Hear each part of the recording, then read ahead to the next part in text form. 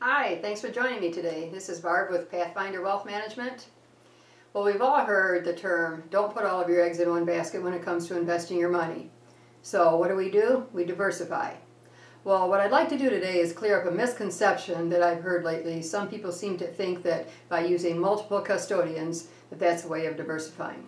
It's not at all. So let me just begin by defining the term diversification. Diversification is a risk management technique that will split up your money into various asset classes, different types of securities, and the theory behind it is that over time you're going to yield a higher return and pose less risk to your portfolio than if you had invested in, let's just say, one type of security.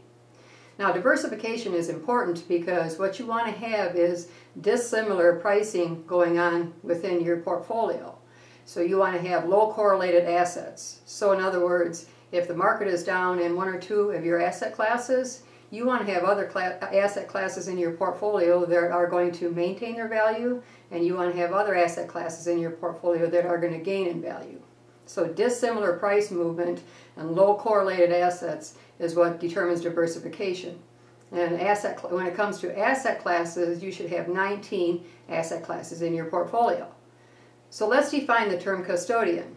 A custodian very simply is a trust company, or it's a bank, or maybe an institution, say like Charles Schwab or TD Ameritrade, that simply safeguard your assets. They maintain financial records and they just simply hold your securities. So they don't buy anything, they don't sell anything without the consent of the advisor. They don't diversify your portfolio, they have nothing to do with that, they just simply hold your money. So let's just say, for example, that you have 3 custodians. Let's say you have a Charles Schwab account and a TD Ameritrade account and a Fidelity account. How do you know if you're diversified? You could have 3 custodians and you could have all of your assets in large company stocks, large U.S. company stocks like S&P 500 type companies. You could be invested all in highly correlated sectors of the market like technology and communications. So when both of those sectors go up, when your portfolio goes up, everything in your portfolio goes up, but when your portfolio goes down, everything goes down with highly correlated assets. It reminds me of a gentleman that came in our office back in 1999. He had 100 stocks in his portfolio. They were all in technology, and he thought he was diversified. So that is a textbook example of under-diversification. So how many asset classes that you have within your portfolio is what determines diversification.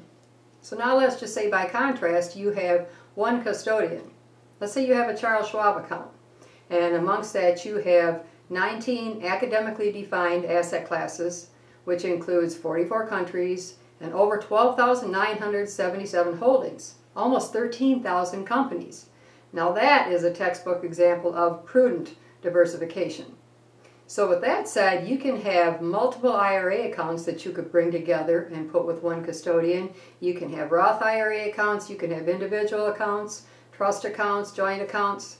The number of accounts that you have with 1 custodian doesn't matter. What matters is diversification. So the number of custodians does not matter for diversification. What matters is the number of asset classes that you have in your portfolio. So I hope that helps. Thanks for joining me, and until next time, have a great day.